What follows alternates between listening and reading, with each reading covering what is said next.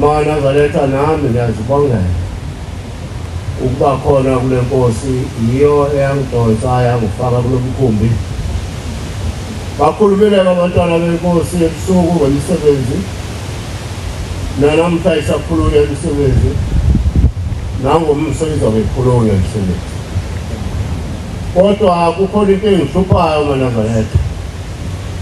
Kukhona inkulumo eyakhulunywa yiNkosi inyanga yezulu emzini wasekupheni yayivala umhlangano kaJulayi.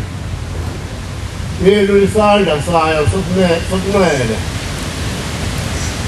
yathi ngeminyaka embalwa ezayo bazonibiza ababusi bezwe, bayonikeza amaphepha amade angangale ngalo yami, ayoba enohla lwamakhanda abantu kuyothiwa votana.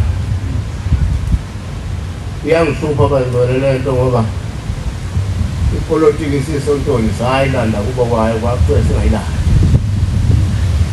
Yayisithi ngithi mina abalandela mina izisho yona, abalandela mina abangayi lapho. Amen.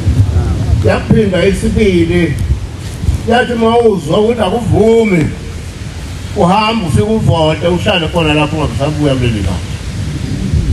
Yaphinda futhi okwesithathu yathi mawuzwa ukuthi uthanda izwe noNkulunkulu uyamthanda, fika ubavotele bonke uthi ugoqele ikapho ushuteke lapha mawenze njalo ubuchaza ukuthi uthanda wonke umuntu ngoba ulandela uNkulunkulu ongumnikazi wabo bonke abantu. Amen.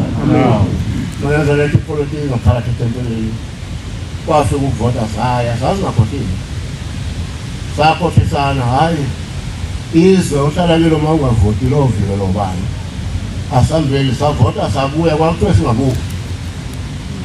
Okuye maNazaretha ithi iNkosi ngenye imini isixoxela ithi kufika abantu ababili la bathi bangabakhumalo isibongo sabo, baqhamuka ezweni lakamhlaba uyalingana, abayembethe ingubo emhlophe, bathunyelwa ngamaNazaretha.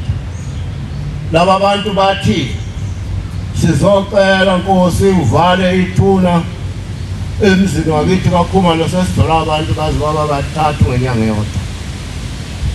Ithi-ke ngiyababuza ngithi kanti lamathuna elawahamba nanithi ungene bani kuwona na? Baphendula bathi awekho amathuna esawahamba. Ithi ngathi anikwazi ukukhuluma kwasezulwini nazo kwasemhlabeni kuphela. Ayikho imali enayibeka neqambe igama nomndeni nathi ngunokufa bathi khona. Yathi iyona-ke le mali enibulalayo seyiningi sengingangcwaba noma basazofa nabanye, kodwa ngoba senifikela yathi ngibadele kanjalo ngoba senifikela kini hambani nibuyele ekhaya nidlulise izifo zalabantu abashonile kanye kanye, bese niyisebenzisa bujabha le nto le mali leni iqede, nithenge imbuzi niyihlanganisele niyoyibulalela endlunkulu, nithi sicela intethelelo. Saqambe sabe imali sayiqambe igama sathi ngunokufa namhla sesiyayigeza kahleko nokufa nisithathelele yabe sithi-ke bangcwele bashumayeli siyinika abashumayeli laba abasiphathele nanku umsebenzi enginika wona abantu bayangena ngamandla emzini wasephakameni babuzeni ukuthi alibajoyinile noma singabisane nalivela khona na mayethi umuntu ngiwujoyinile nithi hamba uyokhansela igama uthi ngizocima igama lami sengikholwa ekuphakameni uma singabisane ekuphakameni kawenziwa basala baba babili abashumayeli ababekhuluma leyo ndaba bagcina sebenyamanambana kwabanye ngimkhumbula kahle umshumayeli ungema wasezweni laseMalimoto ongasekho emhlabeni uzoba umshumayeli umadonsela wasezweni laseSwazini ithe inkosi inyanga yezulu uma ishintsha ibhasi ishintsha ibhantsho uyathusa lombhobho kancane makuhlala uThimo yasidaleka kakhulu lento masingabisane yadaleka ngaphakathi esontweni kwathiwa ubaba uthe umasingabane olungilele lo oqondene noManzaletha manje sifa zonke izinsuku uManzaletha bakhala abantwana benkosi ngezifo mihla yonke ukufa kucelwa yithina kodwa mase kufikile futhi siyakusola ngicela ukudlulela kokunye